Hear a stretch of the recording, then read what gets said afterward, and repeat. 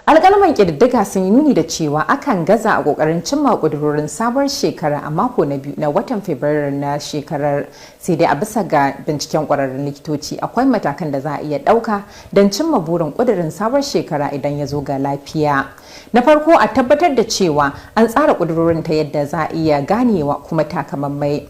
Sai a rika nazari akai-akai don auna nasarori ta hanyar lura da ci gaban da aka samu, a kuma tabbatar da cewa an tsara su yadda za a iya cin musu ta hanyar ɗaukar ƙananan matakai. Sai a tabbatar cewa sun dace da irin manufofinku kuma ku ba da lokacin da ya dace don cimma waɗannan ƙudurorin. Masana kiwon lafiya sun bayyana cewa akwai wasu muhimman wuraren da suke ba da shawara don a inganta lafiya gaba daya, kuma sun hada da ba da fifiko na yin barci ta hanyar saita lokacin kwantawa akai-akai.